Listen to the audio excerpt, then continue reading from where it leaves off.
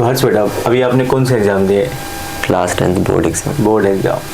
Board exam में आपके पास math में, जैसे कि आज पहले तो नहीं होता था, अब क्या है, मैथ में बेसिक होता है, स्टैंडर्ड, आपके पास क्या था? स्टैंडर्ड। एग्ज़ाम कब चालू हुए थे आपके? एग्ज़ाम 15 फरवरी से। 15 फरवरी से।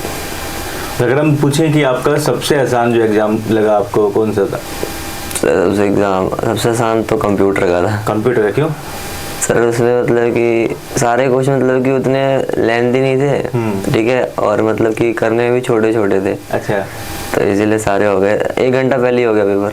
1 घंटे पहले, मतलब जो एग्जाम में आपको जो टाइम मिलता है 15 मिनट रीडिंग के लिए मिलता है, 15 मिनट रीडिंग के लिए मिलता है, उसके बाद में 3 आवर्स मिलते हैं। हाँ, नहीं, कंप्यूटर के पेपर में 2 घंटा 2 घंटे मिले थे, तो 2 घंटे मतलब 1 घंटे में एग्जाम हो गया था। हो गया था 1 घंटे फिर टाइम पास, काफ़ी लंबा टाइम लगता है। हाँ।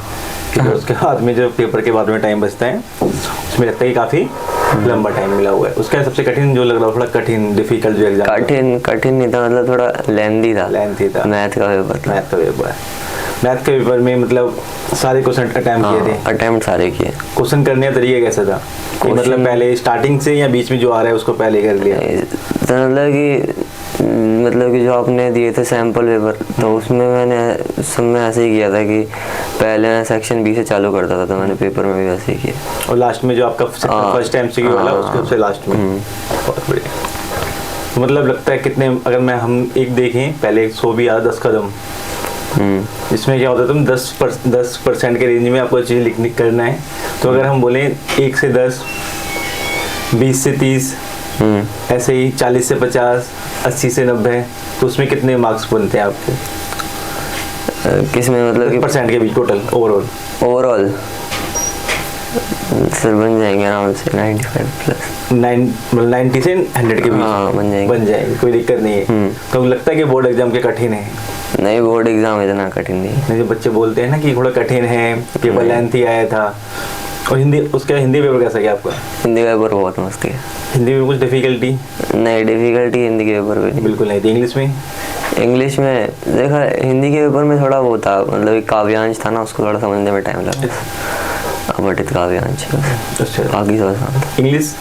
इंग्लिश का पेपर तो बहुत आसान था। बहुत बढ़िया था, कोई दिक्कत नहीं।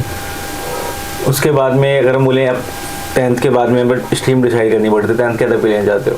10th के बाद पीसीएम ही क्यों, कोई और क्यों नहीं? सर पीसीएम लेना है, जेईई का एग्ज़ाम देना है। इसका? जेईई का जॉइंट एंट्रेंस एग्ज़ाम देना है, इसलिए लेना है। मतलब कोई होता है ना, बचपन सोचा होता है कि हमने ये चीज़ हमें स्ट्रीम इसलिए लेनी है, ऐसा कुछ नहीं? ऐसा नहीं है, मतलब हमें जेईई का एग्ज़ाम देना है, इसलिए हमें। अब जेईई के एग्ज़ाम के बाद में अगर हम कैंपस की बात करें, दिल्ली भी है, मुंबई भी है और बहुत से हैं, तो कौन सा बेस्ट प्रेफर करोगे? दिल्ली। क्यों? सर पास है दिल्ली। पास है, मतलब दूर की चीज़ें नहीं लेनी। रेंट का खर्चा बचे, बात की भी चीज़, क्योंकि ज़्यादा दूर में क्या होता है, काफ़ी दिक्कतें भी होती हैं। तो बढ़िया है। तो मतलब आपको लगता है कि आपको 90 प्लस तो आ ही जाएंगे? और 95 या 95 से भी ऊपर जा रहे हैं ऐसा लगता है? जा सकते हैं, 95 से भी ऊपर जा सकते हैं, ऐसा नहीं है कि हम वहीं पे टिके हुए हैं। बहुत बढ़िया।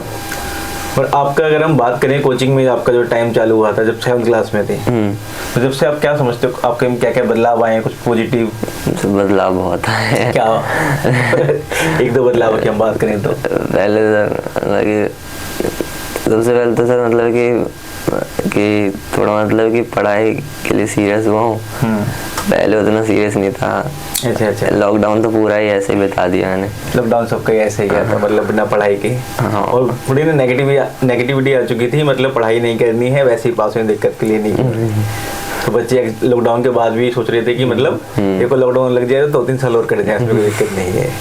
तो उसमें क्या क्या पॉजिटिव 2-3 चीज़ अपने चाहते हो कि आप 7th क्लास में थे, अब 10th क्लास में, तो जो बदलाव आपके 2-3 जो मेन है आपके लिए? सर 2 बदलाव, जैसे कि पहले मेरी मैथ्स अच्छी नहीं थी, अब मेरी मैथ्स अच्छी हो गई। बाकी पहले मेरे को मतलब थोड़ा समझने में दिक्कत होता था, लेकिन अब समझ आ जाता है। हाँ, मतलब कोई दिक्कत नहीं है। और तीसरा सारे मटेरियल मिल जाते हैं टाइम, सारे मटेरियल टाइम पे मिल जाते हैं। डिसिप्लिन बड़ा इंपॉर्टेंट होता है।